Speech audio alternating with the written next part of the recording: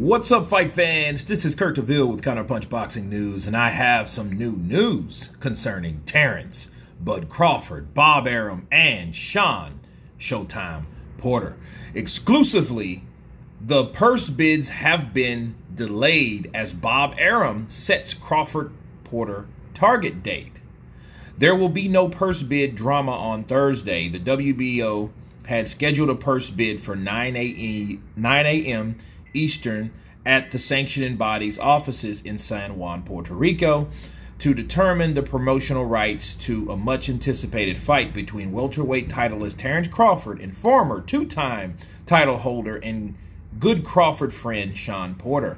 However, the WBO announced on Wednesday that the purse bid has moved to September 14th following a request from the promoters of both fighters, Top Ranks Crawford and Tom Brown's TGB Promotions Porter. Both companies requested additional time to continue ongoing negotiations.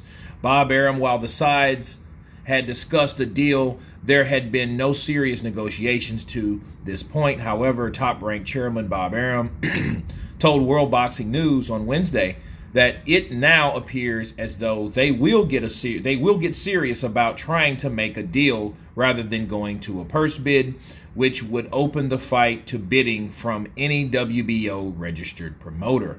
And he says, we've been talking to the PBC guys without much movement. On Tuesday, they suggested that we go along with the extension with the idea that in good faith, we will try to work out a deal. Arum said of Premier Boxing Champions, who TGB Promotions puts on events for, it's stupid not to work together and get this thing done. Let me counterpunch. That's a good play by Bob Arum. And I think that the WBO put a jump starter on Bob Arum. You know, that got his mind right, because had he not seriously considered the fight and stopped pissing and moaning over the money that he gives Terence Crawford, what would have happened? That fight could have been on DAZN, Triller, Golden Boy, because you know these guys will be coming for this fight. Okay, they'll be gearing for this fight because they know, due to previous purse bids, that Bob Arum is El Cheapy Cheapy. Okay, he gets to the point where he doesn't want to purse bid, and it forces him to make a play, and the play is not always good enough. How do you think Teofimo Lopez was negotiated? Because Triller bought him out, that made and forced Bob Arum to renegotiate with Teofimo Lopez and pay the money that the man deserves, or he feels he deserves. Okay, so Bob Arum doesn't want to go down that road again, especially with Terence Crawford, because what's going to happen, you're going to have fighters sign with you that you're not making any money from, because you're not trying to pay your fighters what they're worth. Okay, so it all ends up with other guys outbidding you and then going to purse bid, because that's why he was pissed off at Eddie Hearn, if you guys can remember, because Eddie Hearn outbid him and he thought that was disrespectful. Well, it wasn't disrespectful. You just got to stop being so freaking cheap.